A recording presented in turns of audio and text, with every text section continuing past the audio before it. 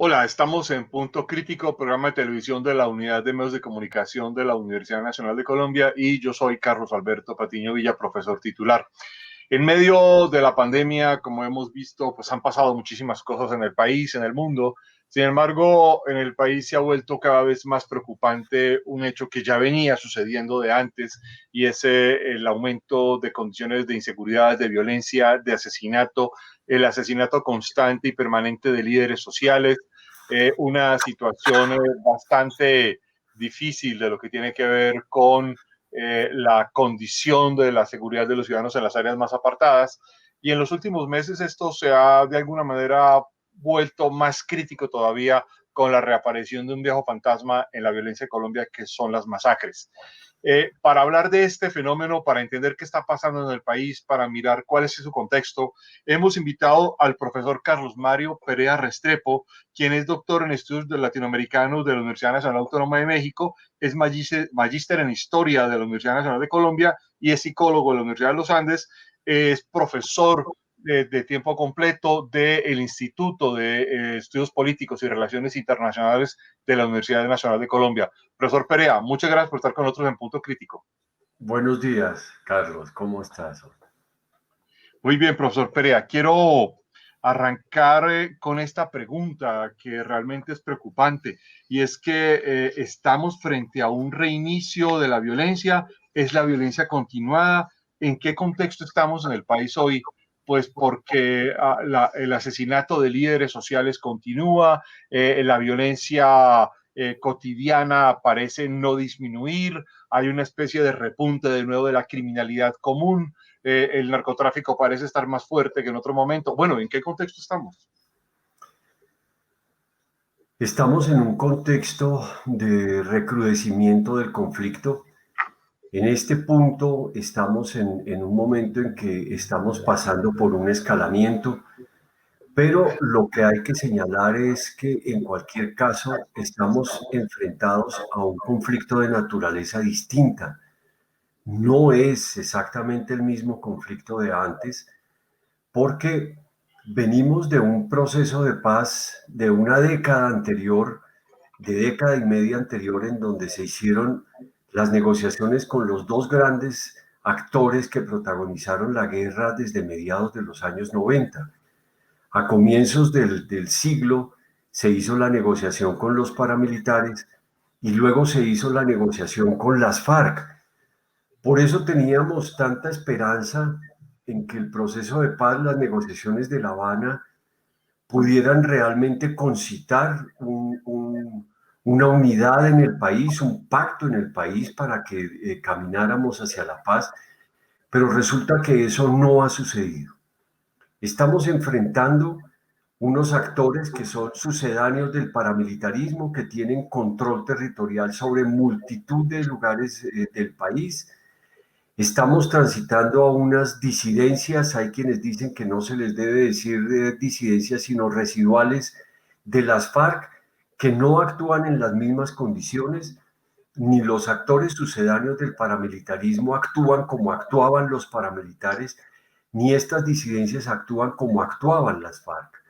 Hay una serie de condiciones que hacen que estemos hablando de unos nuevos actores y de unas nuevas condiciones en las maneras como se crean sus presencias. Hay en medio de esto un fenómeno, me habías dicho que había interés en que habláramos sobre lo urbano, y quiero comenzar por señalar un fenómeno del urbano para y que iniciemos la conversación. Desde el año 2017, la ciudad ha perdido completamente esa importancia que tenía antes en la producción del homicidio, porque las urbes de más de 100.000 habitantes, para poner un criterio muy alto, muy por encima, resulta que desde los años 80 venían produciendo el 50, el 60, el 70% de los homicidios del país, y desde el año 2017 la participación de lo urbano ha caído al 40-45%. Y esto me parece que es un fenómeno notable. Hay una transformación del homicidio en las ciudades en principio no podemos encontrar razones para hablar de un homicidio de una naturaleza distinta. Pensaría que hay que hablar más bien de la manera como el conflicto se ha reciclado otra vez en los sectores rurales y entonces eso ha hecho que el homicidio se haya concentrado, como quizás no lo había hecho en mucho tiempo, en los sectores rurales. Profesor Perea, para arrancar con su contexto, mucho quisiera retomar el contexto inicial que usted dio de los procesos de paz que vivimos, y en efecto había como una especie de esperanza de que esto funcionara muy claramente, pero algunos han señalado muy críticamente si no hubo una especie de subestimación de dos fenómenos que se entrelazan en ese contexto. Por un lado, una subestimación de la criminalidad y de la ilegalidad en general, es decir, recuerdo haber escuchado a agentes y a funcionarios del Estado de diversas ramas que incluso tenían grandes esperanzas y composiciones políticas muy distintas que decían que una vez se firmara el proceso de paz, la criminalidad en general tendería a disminuir. Y el otro asunto es que también dentro de este proceso de paz, si bien ha disminuido, por ejemplo, el número de homicidios en los sectores urbanos, también los procesos de paz no incluyeron o no miraron las grandes ciudades. Sí, sí, en efecto, mira, eh, toda Latinoamérica en este momento está viviendo una situación de violencias muy complejas. Y las violencias en Latinoamérica están asociadas en todos los casos a la existencia de actores armados que ejercen controles territoriales violentos. Eso está pasando en México. México está viviendo una situación muy compleja, muy difícil. No hay política que haya contenido los niveles de violencia en México, pero lo mismo está pasando en el Triángulo Norte, lo mismo está pasando en Venezuela, lo mismo está pasando en Brasil, en Ecuador está pasando con una intensidad menor, pero igual está sucediendo. Entonces, Latinoamérica en este momento es un continente que está atravesado por una situación de violencias y no podríamos pensar que Colombia, menos viviendo de la experiencia de guerra de la que venía, iba a tener una situación distinta. Pensábamos que el proceso de paz iba a disminuir las violencias de una manera considerable, pero sobre todo lo que pienso que hubiera podido constituirse alrededor del proceso de paz si no hubiera sido atacado y hubiera sido recortado en su legitimidad de la manera que fue, es que se creara una voluntad colectiva nacional, un pacto nacional, en el sentido de comenzar un proceso de reconstrucción profunda de este país que nos permitiera por lo menos contener las violencias de una manera más fuerte. Pero estamos en presencia otra vez de nuevos actores, estamos en nuevos actores, pero que reciclan viejas prácticas, que es de lo que tenemos que hablar, de lo que está sucediendo en este momento, como nos lo están mostrando las masacres. Cómo se reciclan esas prácticas? ¿Qué prácticas son? Mira, yo, sobre esto de las masacres, que me parece que es una cosa de la que hay que hablar mucho. Se ha hablado mucho de ellas en términos del narcotráfico y por supuesto esto está conectado a una criminalidad profunda. Cuando hablamos de Latinoamérica, si algún factor podemos encontrar como un factor que conecte a Latinoamérica es el narcotráfico. No todo se reduce al narcotráfico, pero el narcotráfico es la matriz de la criminalidad y de la ilegalidad en Latinoamérica. Pero entonces hablamos de las masacres y por supuesto las masacres se producen en el contexto de un narcotráfico que ha reverdecido, de lo que hay que hablar, de qué es lo que ha pasado con este repunte que ha tenido el narcotráfico. Eso es una cosa muy importante porque se conecta al proceso de paz, pero las masacres tienen que ver con el narcotráfico, pero hay dos cosas adicionales que yo quiero señalar sobre eso. Lo primero, las masacres están conectadas a una forma histórica y la palabra que estoy utilizando ahí es una palabra que la quiero utilizar en un sentido muy fuerte, a una forma histórica como se construyen en Colombia los órdenes locales. Los órdenes locales en Colombia desde los años 40, desde finales de los años 40, con toda claridad en los años 50 y hasta el día de hoy, en Colombia los órdenes locales se están produciendo de la mano de actores armados. Ha sido un proceso de un ciclo, porque ahí hay una larga duración, hay una violencia de muy larga duración, que significa que en lugares, voy a mencionar un caso por traer a cuento solo un caso, el caso del Huila y del Tolima, en donde en los años 50 hubo unos actores que dominaron. Luego vino la guerrilla y los desplazó en su hegemonía y en su poder. Luego vinieron los paramilitares y restituyeron mucho a esos actores que habían perdido durante la hegemonía de la guerrilla su presencia. Estamos hablando entonces de un reciclamiento permanente de actores que ejercen un dominio sobre lo local. En el intento de reciclar esas prácticas, no podemos seguir diciendo que en Colombia no hablemos más del conflicto armado y no hablemos más de los paramilitares. Y por supuesto tenemos que crear un pensamiento más allá del conflicto armado. Eso es una cosa indispensable que tenemos que construir. Eso forma parte de reciclar nuestras prácticas. Pero es necesario también que nosotros entendamos que esto que nos ha sucedido es una parte de nuestra experiencia colectiva y que tenemos que verla. Eso es lo primero. Y lo segundo, que me parece muy importante, Carlos, esto me parece muy importante decirlo. Detrás de las masacres, tal como las estamos viendo hoy, en la gran mayoría de los casos es evidente que ahí lo que se está practicando son operaciones de exterminio social. Estamos hablando de operaciones de lo que se llama la mal llamada limpieza social, pero en este país no se habla de eso. Ese problema del exterminio social en este país no existe. Eso es una cosa que ha sido desterrada del vocabulario de nuestras representaciones del conflicto. Pero si tú miras las pocas y precarias informaciones que tenemos sobre estas masacres, te encuentras con lo mismo. El propósito de las operaciones de exterminio social son una regulación de lo público sobre una consideración moral de cómo debe ser ese orden. Y eso hace que haya actores que se toman la licencia y se toman el derecho de armar su legitimidad sobre las operaciones de exterminio social. El caso de Arauca es un caso contundente alrededor de esto. Varias de las disidencias que operaban entre Boyacá y Casanare, abiertamente proclamaron desde el año pasado que ellos iban a emprender operaciones de exterminio social ahora que estaban regresando a recuperar su legitimidad. Entonces, fíjense que lo que sucede con esto es, en esos sitios donde hay disputas, indudablemente están enfrentados un actor con otro actor, pero más allá de eso lo que sucede también es que en esta lucha de los actores por controlar los territorios, las primeras cosas que se hacen son operaciones de exterminio social en el intento de concitar, de ganar la legitimidad y la audiencia entre la población. Le quiero poner dos datos frente a eso que usted está diciendo.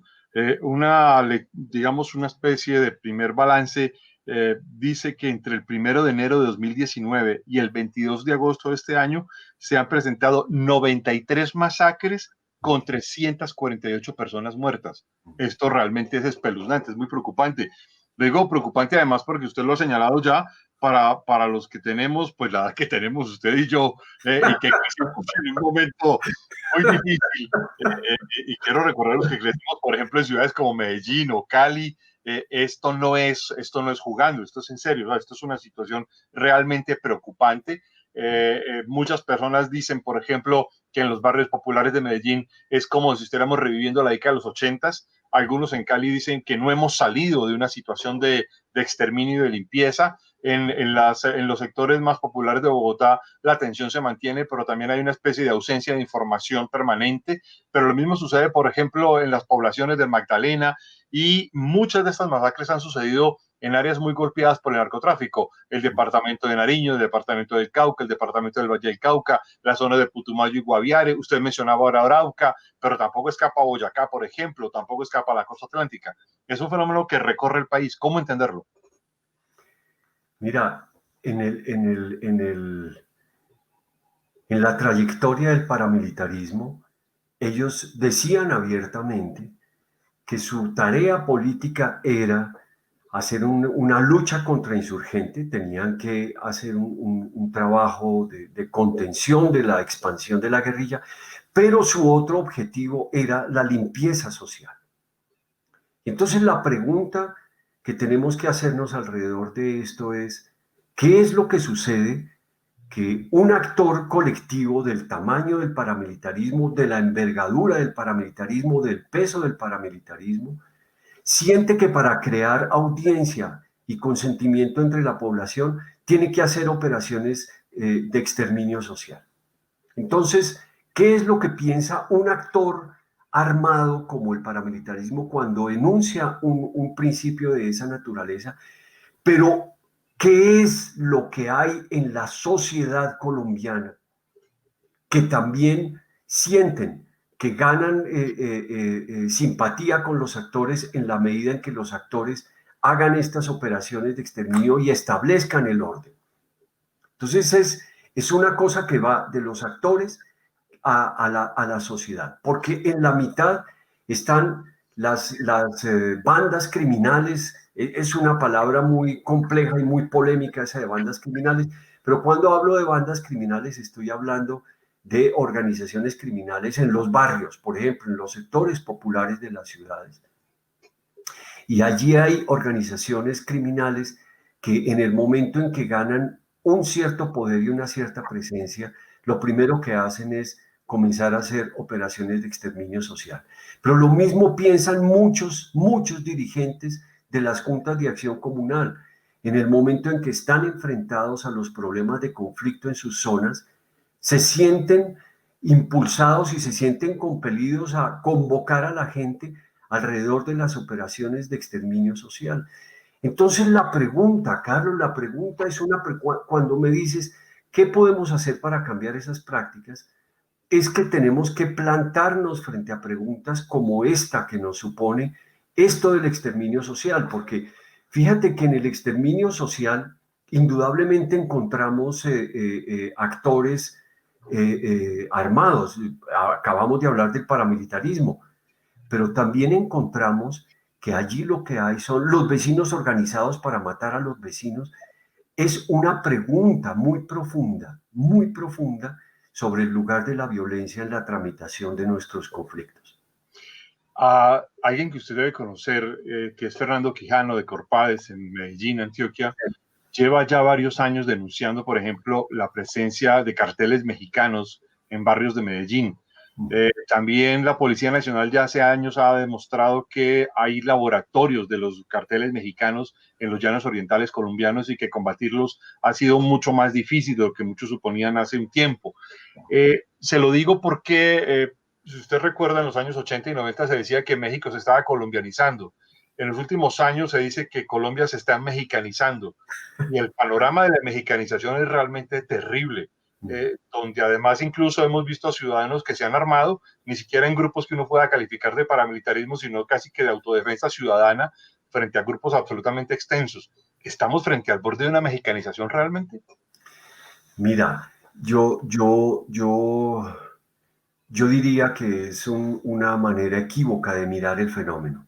Los mexicanos son muy poderosos sin duda, y hay presencia de ellos aquí, pero yo diría que hay que mirar el fenómeno desde adentro. Los mexicanos fueron muy poderosos durante una época, tuvieron el control de sectores estratégicos del narcotráfico durante una época, pero el fenómeno del narcotráfico en Colombia hay que verlo en otro contexto. ¿Qué pasa en el año 2012, en el año 2013, para entender lo que ha sucedido con este reverdecimiento del narcotráfico en Colombia? Porque eso es lo que ha pasado.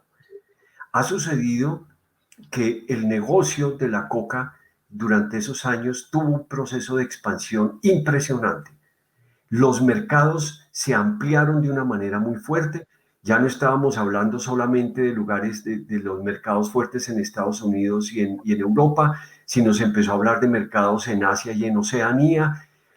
En la medida en que los mercados se expandieron, aparecieron nuevos actores. Te cito solo un caso, el PCC de Brasil. el primer comando de la capital de Sao Paulo en Brasil. Es un actor importantísimo que ha dominado mucho del mercado en Brasil, que no son palabras menores, y es un actor que se fortalece solamente en el contexto de una nueva emergencia del negocio. La subida de los cultivos en Colombia, que se la quieren achacar a la falta de glifosato y al proceso de paz, tiene que ver es con un momento en que el negocio vive un nuevo proceso de expansión que está conectado a una transformación mundial, porque por primera vez en muchos años los niveles de consumo en los Estados Unidos y en Europa subieron, pero con el hecho además de que los niveles de consumo de coca en Latinoamérica han comenzado ya a igualarse mucho a los niveles de consumo que tienen en Estados Unidos y Europa.